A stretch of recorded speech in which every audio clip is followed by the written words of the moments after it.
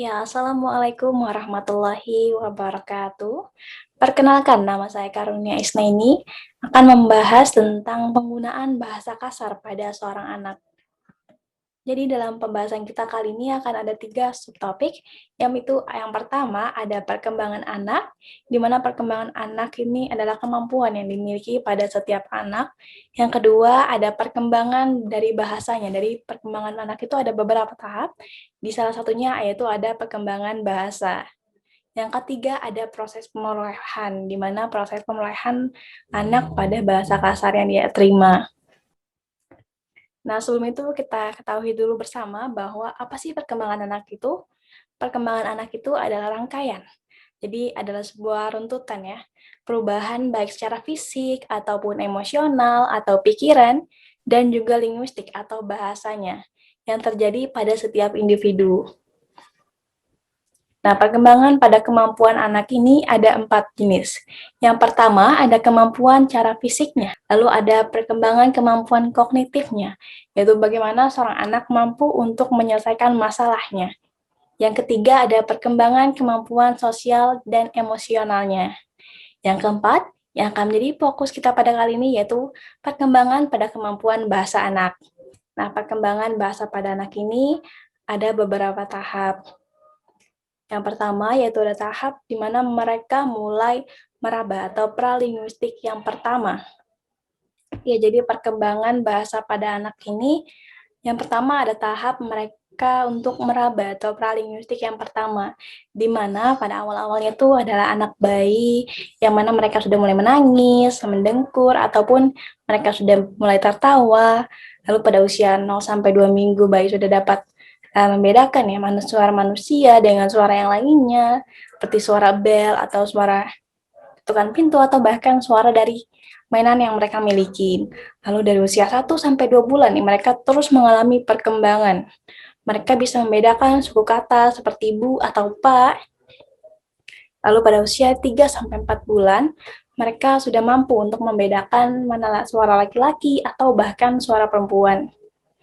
Lalu pada usia 6 bulan, jadi mereka sudah mampu untuk memperlihatkan intonasi atau ritme dalam ucapannya.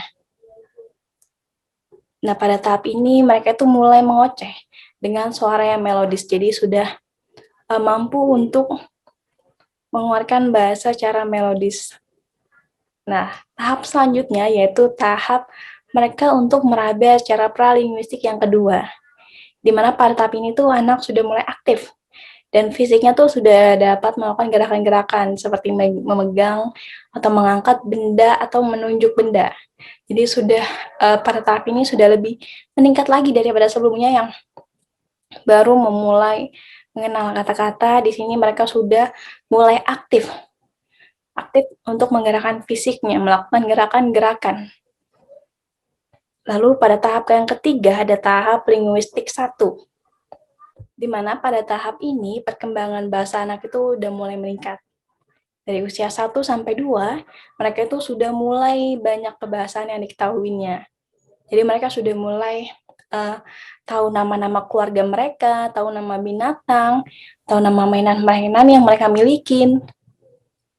Dan pada tahap ini tuh disebut yaitu holofrase atau holoplastik, di mana seorang anak itu sudah menyatakan seluruh makna dalam satu makna. Jadi kalau sebelumnya mereka belum secara keseluruhan mengungkapkan makna dalam satu kata itu, tapi pada tahap ini mereka sudah mampu untuk menyatakan seluruh makna dalam satu kata.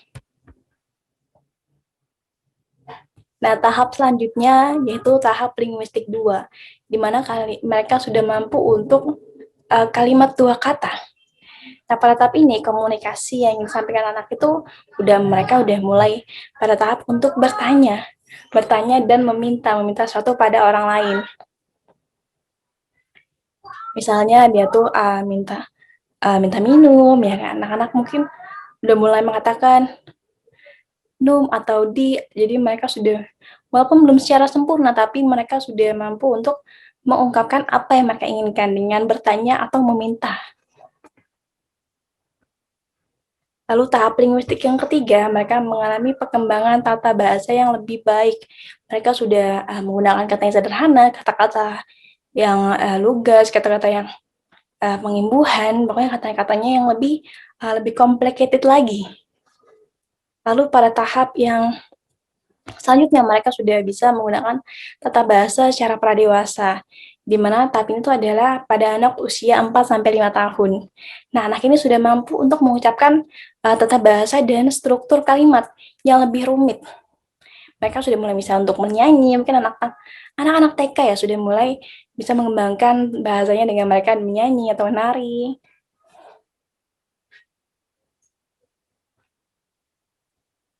Dan pada tahap selanjutnya yaitu ada kompetensi penuh atau tahap linguistik yang kelima, di mana pada tahap ini itu adalah umur 5 sampai 7 tahun, di mana perkembangan bahasa anak ini terus saja meningkat dengan pesat. Ya, mereka sudah usia sekolah dasar ya biasanya, dari usia 5 sampai 7 tahun. Nah, anak-anak ini biasanya sudah diberikan tugas oleh gurunya merupakan tugas dari bahasa secara tulis. Jadi sudah berkembang jauh dari perkembangan sebelumnya. Mereka sudah mampu untuk pada tahap untuk menulis. Jadi mereka sudah tidak hanya menguasai cara lisan, tapi juga dituntut untuk secara tulisan.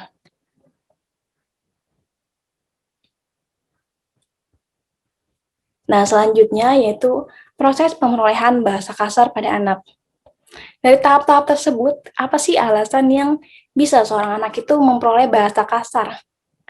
Yang pertama yaitu ada faktor didikan dan keluarga. Tentu saja ini sangat mempengaruhi seorang anak. Seperti kita lihat ya tadi bahwa perkembangan anak itu dari orang tuanya yang terlebih dahulu yang mengajarkan mereka mengikuti pola-pola yang kata-kata yang diucapkan oleh orang tua mereka. Jadi di mana faktor itu anak sudah mulai berbahasa kasar karena keluarganya itu adalah tempat pertama ya, tempat pertama mereka belajar bahasa. Jika orang tuanya yang suka marah-marahin anak, menggunakan bahasa yang kasar, tentu saja ini akan memicu munculnya bahasa-bahasa kasar pada anak juga. Lalu yang kedua ada faktor lingkungan dan teman. Mana anak ini udah mulai bahasa kasar dari lingkungannya, dari teman-temannya, dari yang menyetari mereka setiap hari, mereka bertemu sama mereka. Yang orang-orangnya juga yang berkata kasar, jadi itu juga memicu tumbuhnya bahasa kasar di antara mereka anak-anak itu. Yang ketiga ada faktor pengetahuan bahasa yang lemah. Jadi di sini tuh lingkungan dengan rata-rata masyarakat yang berpendidikan mungkin tidak terlalu tinggi, tidak bisa menentukan mana bahasa yang tepat, mana bahasa yang seharusnya boleh diucapkan, atau mana bahasa yang tidak boleh diucapkan. Jadi faktor pengetahuan bahasa yang lemah. Lalu yang keempat ada faktor dari pengaruh media. Mungkin zaman sekarang sudah hal yang biasa ya, bahwa kita menggunakan sesuatu dari media sosial. Media sosial yang dengan kemudahan akses, dengan bahasa-bahasa yang tidak bisa kita kendalikan. Jadi sudah sangat rentan bahwa penggunaan bahasa kasar ini terjadi karena faktor dari media sosial. Jadi untuk mungkin terakhir kalimat dari saya, ciptakanlah berbagai lingkungan dalam kehidupan dengan bahasa yang baik, bukan dengan bahasa yang kasar. Bahasa yang baik ini akan membentuk masyarakat yang baik, di mana bahasa yang kasar akan membentuk masyarakat yang kasar. Jadi bahasa yang kasar akan membawa kita pada pola sikap yang kasar juga. Itu juga akan mempengaruhi perkembangan kita yang lain. Ketika kita kebiasaan untuk mengungkapkan kata-kata yang kasar, kita pun akan cenderung bersikap kasar. Ketika kita sudah berbiasa untuk mengucapkan kata-kata yang baik, sopan, santun, tentu itu akan juga membawa kita pada sikap yang ramah dan santun.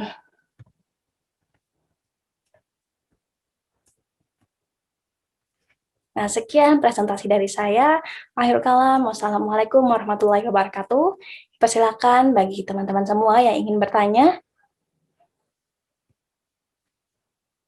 Saya ingin bertanya kepada Karunia, dalam presentasi ada dipaparkan faktor sosial ya tadi. Nah, saya ingin bertanya, apakah kemampuan anak dalam bersosialisasi mempengaruhi kemampuan perkembangan kemampuan bahasa pada sang anak itu sendiri?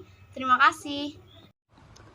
Saya Sepia Febrianti ingin bertanya, tadi kan ada beberapa faktor yang menyebabkan anak mendapatkan bahasa kasar.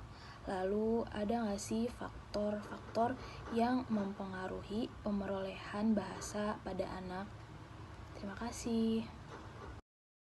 Assalamualaikum warahmatullahi wabarakatuh. Saya Azahra Isna Malika ingin bertanya kepada Karunia Isnaini. Kata kasar kan biasanya terjadi secara kebetulan atau tanpa disengaja saat emosi dengan lawan bicara.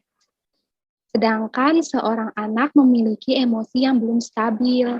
Jadi, apakah ada faktor selain emosi yang membuat anak mengatakan bahasa kasar?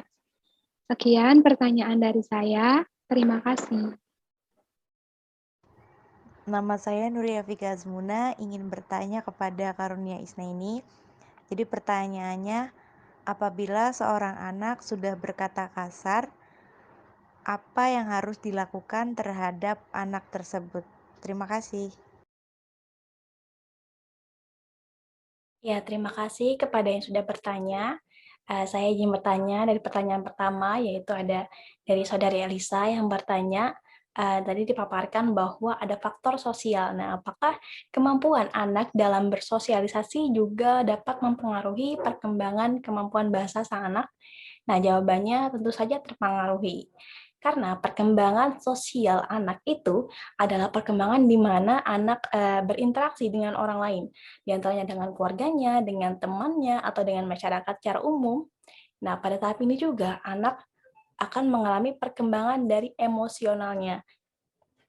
Nah, dari perkembangan sosial ini, kan anak berinteraksi dengan orang lain, berkomunikasi. Saat berkomunikasi, tentu saja ini akan mengembangkan tingkat kemampuan berbahasanya. Semakin banyak kosakata yang ia temuin, semakin banyak struktur kata yang semakin kompleks. Jadi, dengan sosialisasi yang kemampuannya yang tinggi, maka juga akan meningkatkan kemampuan berbahasa sang anak. Dan perkembangan sosial anak itu dengan kemampuan berbahasanya tentu juga tidak sama untuk seluruh anak.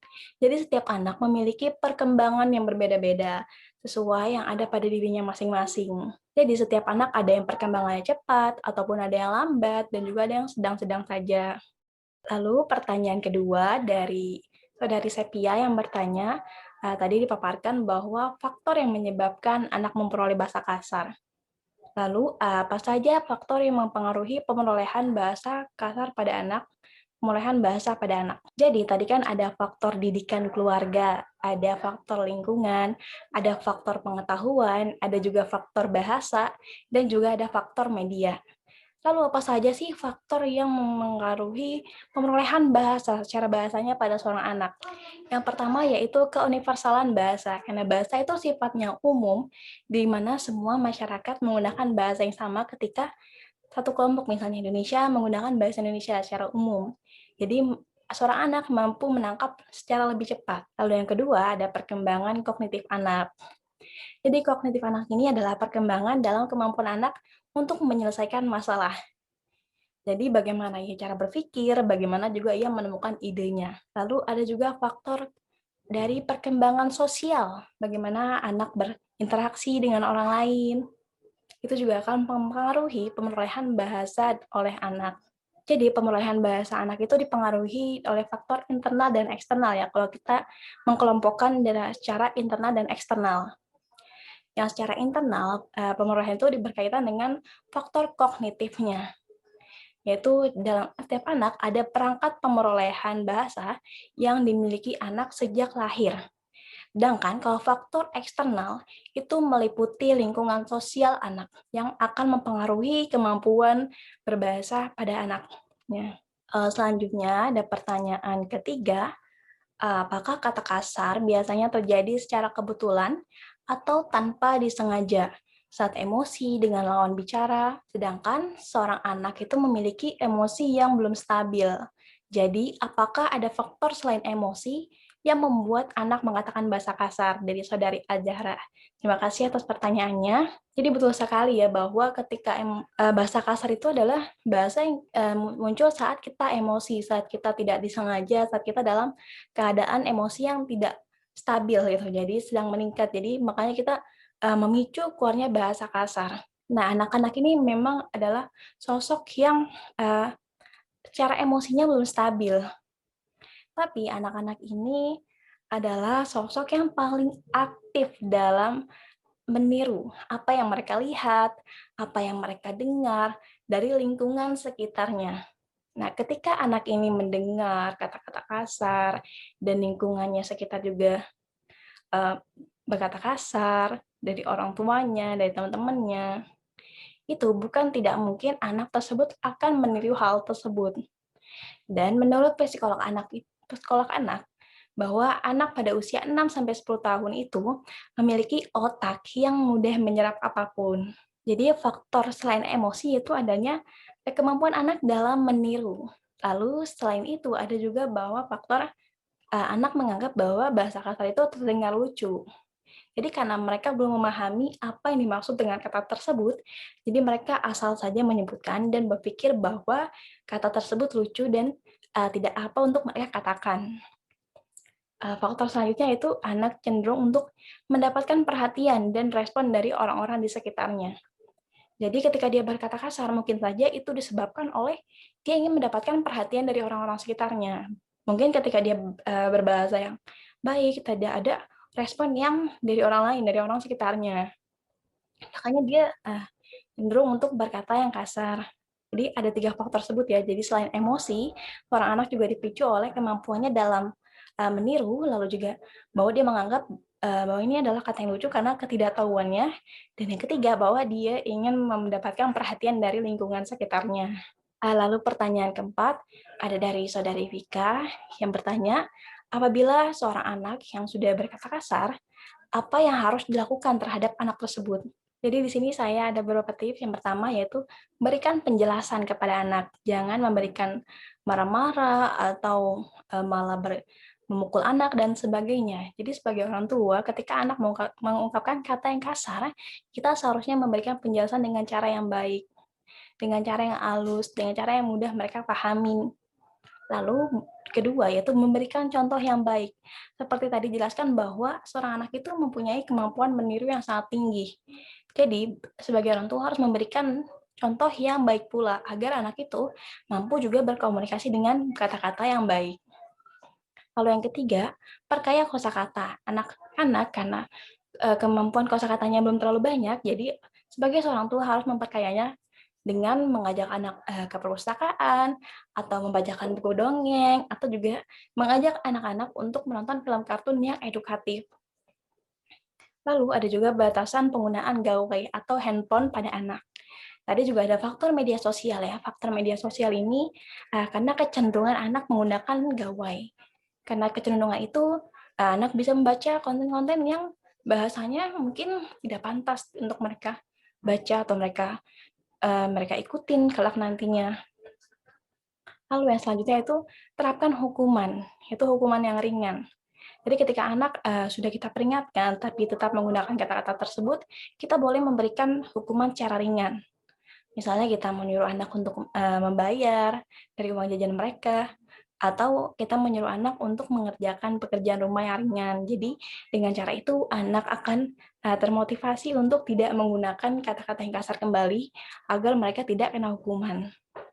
Lalu jangan ragu untuk memuji dan memberi penghargaan saat dimana anak itu sudah mampu untuk berkata dengan baik.